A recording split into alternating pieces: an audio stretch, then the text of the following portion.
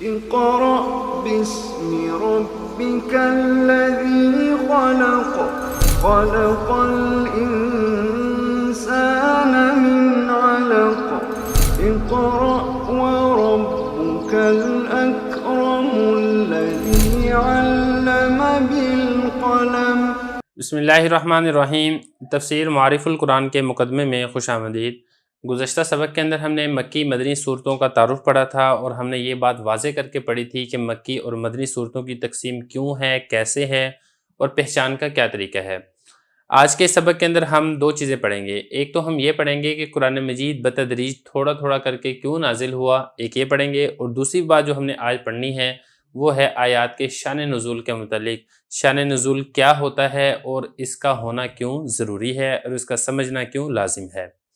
تو سب سے پہلے بات کر لیتے ہیں قرآن مجید کے بتدریج نازل ہونے کے بارے میں۔ دیکھیں، نبی کریم صلی اللہ علیہ وسلم پر قرآن مجید ایک ہی مرتبہ اکٹھا نازل نہیں ہوا ہے، بلکہ تھوڑا تھوڑا کر کے 23 سالوں میں نبی کریم صلی اللہ علیہ وسلم پر قرآن مجید کو اتارا گیا ہے۔ بعض اوقات حضرت جبرائیل علیہ السلام ایک چھوٹی سی آیت، بلکہ بعض اوقات ایسا ہوتا تھا کہ آیت کا بھی ایک چھوٹا سا ٹکڑا لے کر تشریف لاتے تھے، اور بعض اوقات کئی آیاتیں بیک وقت ہی نبی کریم صلی اللہ علیہ وسلم پر نازل ہو جاتی تھی۔ قرآن مجید کا سب سے چھوٹا حصہ جو مستقل نازل ہوا وہ غیر اولی الضرر سورہ نساء کی آیت نمبر 95 ہے، جو کہ ایک طویل آیت ہے، اس کا ایک ٹکڑا ہے غیر اولی الضرر، یہ نبی کریم صلی اللہ علیہ وسلم پر نازل ہوا تھا۔ اور سب سے زیادہ اگر حصے کی بات کی جائے تو سورہ انعام، جو کہ ایک بہت بڑی سورت ہے، وہ مکمل اکٹھی ہی نبی کریم صلی اللہ علیہ وسلم پر نازل کر دی گئی تھی۔ تو یہاں پر سوال یہ پیدا ہوتا ہے کہ نبی کریم صلی اللہ علیہ وسلم پر قرآن مجید تھوڑا کر کے کیوں نازل کیا گیا، ایک ہی مرتبہ بیک وقت کیوں نازل نہیں کیا گیا، جیسا کہ حضرت موسیٰ علیہ السلام پر تورات ایک ہی مرتبہ نازل کی گئی تھی۔ تو دیکھیں، یہ جو سوال ہے یہ خود مشرکین مکہ نے نبی کریم صلی اللہ علیہ وسلم سے کیا تھا، اور اللہ تعالیٰ نے اس سوال کا ذکر بھی قرآن مجید میں کیا ہے اور پھر اس کا جواب بھی ارشاد فرمایا ہے۔ چنانچہ ارشاد باری تعالیٰ ہے، وَقَالَ الَّذِينَ كَفَرُوا لَوْلَا نُزِّلَ عَلَيْهِ الْقُرْآنُ جُمْلَةً وَاحِدَةً كَذَلِكَ لِنُثَبِّتَ بِهِ فُؤَادَكَ وَرَتَّلْنَاهُ تَرْتِيلًا وَلَا يَأْتُونَكَ بِمَثَلٍ إِلَّا جِئْنَاكَ بِالْحَقِّ وَأَحْسَنَ تَفْسِيرًا۔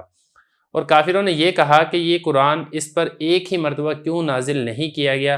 آگے اللہ تعالیٰ جواب دیتے ہوئے ارشاد فرماتے ہیں کہ ہم نے قرآن مجید کو تدریجاً نازل کیا ہے تاکہ ہم آپ کے دل کو مطمئن کریں، اور ہم اس کو آپ کو رفتہ پڑھائیں، اور ہم آپ کے پاس کوئی بات نہیں لے کر آئیں گے مگر نبی کریم صلی اللہ علیہ وسلم کے پاس حق لے کر آئیں گے اور اس کی عمدہ تفسیر یہ پیش کریں گے۔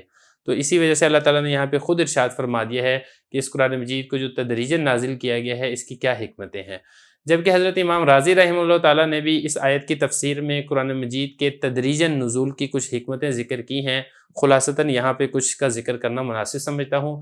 چنانچہ حضرت امام رازی رحمہ اللہ تعالیٰ فرماتے ہیں کہ نبی کریم صلی اللہ علیہ وسلم امی تھے، لکھنا پڑھنا نہیں جانتے تھے، اس لیے اگر سارا قرآن مجید ایک ہی مرتبہ نازل ہو جاتا تو اس کو یاد رکھنا اور اس کو لکھنا یہ تھوڑا سا مشکل ہو جاتا۔ برخلاف حضرت موسیٰ علیہ السلام کے وہ لکھنا پڑھنا جانتے تھے، اسی لیے ان کے اوپر تورات ایک ہی مرتبہ نازل کر دی گئی۔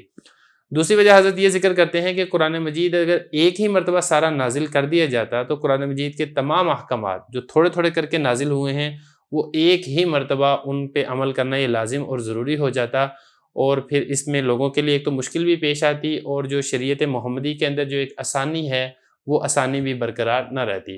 پھر تیسری وجہ حضرت لکھتے ہوئے فرماتے ہیں کہ نبی کریم صلی اللہ علیہ وسلم کو اپنی قوم کی طرف سے ہر روز نئی تکلیفوں کا سامنا کرنا پڑتا تھا، نئی تکلیفیں اور نئی اذیتیں برداشت کرنی پڑتی تھی۔ حضرت جبرائیل علیہ السلام کا بار قرآن مجید لے کر آنا ان اذیتوں کا، تکلیفوں کا مقابلہ کرنا یہ آسان بنا دیتا تھا، اور نبی کریم صلی اللہ علیہ وسلم کی دل کی مضبوطی کا سبب بھی بنتا تھا۔ چوتھی وجہ ذکر کرتے ہوئے حضرت فرماتے ہیں کہ قرآن مجید کا ایک بہت بڑا حصہ ایسا ہے جو لوگوں کے سوالات اور جوابات اور مختلف واقعات سے متعلقہ ہے، اس لیے ان آیتوں کا نازل ہونا اسی وقت مناسب تھا جس وقت وہ سوال کیے گئے یا پھر وہ واقعہ پیش آیا۔ اس سے مسلمانوں کی بصیرت بھی بڑھتی تھی، اور قرآن مجید کے غیبی خبریں بیان کرنے سے اس کی حقانیت اور زیادہ آشکار اور واضح ہو جاتی تھی۔ تو یہ مختلف وجوہات ہیں جس کی وجہ سے قرآن مجید بتدریجاً یعنی تھوڑا کر کے نازل کیا گیا۔ اب اس کے بعد بات کر لیتے ہیں قرآن مجید کی شان نزول کے بارے میں۔ دیکھیں، قرآن مجید کی جو آیات ہیں وہ دو طرح کی ہیں۔ ایک تو وہ آیات ہیں جو اللہ تعالیٰ نے از خود نازل کی ہیں، اس کے بیک پر اس کے پس منظر میں کوئی خاص واقعہ یا کوئی سوال وغیرہ نہیں تھا جو اس کے نازل ہونے کا سبب بنا۔ دوسری قسم کی آیات وہ ہیں جن کا نزول کسی خاص واقعے کی وجہ سے ہوا تھا یا کسی نے کوئی سوال کیا تھا، اس سوال کے جواب میں ان آیات کو نازل کیا گیا۔ تو ان آیات کا ایک خاص پس منظر ہوتا ہے، جب تک وہ پس منظر اور وہ واقعہ سمجھ میں نہ آئے تو تب تک ان آیات کو سمجھنا یہ مشکل ہوتا ہے۔ تو ایسی جو آیات کا پس منظر ہوتا ہے ان کو سبب نزول یا پھر شان نزول کہا جاتا ہے، یعنی یہ جو واقعہ ہے، یہ جو سوال ہے، یہ ان آیات کے نازل ہونے کا سبب بنا ہے، یا حالت یہ تھی جس وقت یہ والی آیات نازل ہوئی ہیں۔ چنانچہ سورہ بقرہ کی آیت نمبر 221 کے اندر ہے وَلَا تَنْكِحُوا الْمُشْرِكَاتِ حَتَّى يُؤْمِنَّ وَلَأَمَةٌ مُؤْمِنَةٌ خَيْرٌ مِّن مُشْرِكَةٍ وَلَوْ أَعْجَبَتْكُمْ، مشرک عورتوں سے تم نکاح نہ کرو جب تک وہ ایمان نہ لیں، اور بلا شبہ ایک مومن باندی ایک مشرک آزاد عورت سے بہتر ہے، اگرچہ تمہیں مشرک عورت اچھی ہی کیوں نہ لگتی ہو۔ اب یہ جو آیت ہے یہ ایک خاص واقعے میں نازل ہوئی تھی۔ میں واقعہ آپ کے سامنے دہرا دیتا ہوں تاکہ بات کو سمجھنا آسان ہو جائے گا کہ شان نزول یا سبب نزول کا سمجھنا کیوں ضروری ہے۔ دیکھیں، زمانہ جاہلیت میں حضرت مرثد بن ابی مرثد غنوی رضی اللہ عنہ، عناق نامی ایک عورت سی، ان کے ساتھ ان کے تعلقات تھے۔ اسلام جب انہوں نے قبول کر لیا اور مدینہ منورہ جب یہ تشریف لائے ہیں، اور وہ جو عورت تھی عناق، وہ مکہ مکرمہ میں رہ گئی۔ ایک مرتبہ حضرت مرثد کسی کام کے سلسلے میں مکہ مکرمہ تشریف لے گئے تو عناق نے انہیں گناہ کی دعوت دی۔ حضرت مرثد نے انکار کر دیا اور فرمایا کہ اسلام میرے اور تمہارے درمیان حائل ہو چکا ہے، ہاں اگر تم چاہو تو میں نبی کریم صلی اللہ علیہ وسلم سے اجازت لے کر تم سے نکاح کر سکتا ہوں۔ چنانچہ حضرت مرثد مدینہ منورہ تشریف لائے، نبی کریم صلی اللہ علیہ وسلم کی خدمت میں حاضر ہوئے اور عناق نامی عورت سے نکاح کی اجازت طلب کی اور اپنی پسندیدگی کا اظہار کیا کہ میں اس عورت سے نکاح کرنا چاہتا ہوں۔ اس پر یہ والی آیت نازل ہوئی وَلَا تَنْكِحُوا الْمُشْرِكَاتِ حَتَّى يُؤْمِنَّ، کہ تم مشرکہ عورتوں سے اس وقت تک نکاح نہ کرو جب تک وہ ایمان نہ لے کر آئیں۔ تو اس آیت کی وجہ سے پھر مشرک عورتوں سے نکاح کرنا یہ منع قرار دے دیا گیا۔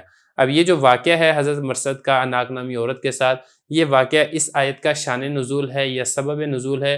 یہ جو شان نزول ہے یہ انتہائی اہمیت کا حامل ہے، کیونکہ بہت سی آیات ایسی ہیں آپ اس وقت اس کو صحیح طریقے سے نہیں سمجھ سکتے ہیں جب تک آپ کو ان کا شان نزول معلوم نہ ہو۔ آگے چل کے جب ہم انشاءاللہ تفسیر کریں گے آیات کی تو ان آیات کے بارے میں کہوں گا کہ ان آیات کا شان نزول یہ ہے۔ تو آپ کو پہلے سے معلوم ہونا چاہیے کہ شان نزول یا پھر سبب نزول چیز ایک ہی ہے، نام اس کے دو ہیں، شان نزول اور سبب نزول۔ تو آپ کو معلوم ہونا چاہیے شان نزول کسے کہتے ہیں تاکہ آیات کی تفسیر آپ اچھے اور صحیح طریقے سے سمجھ سکیں۔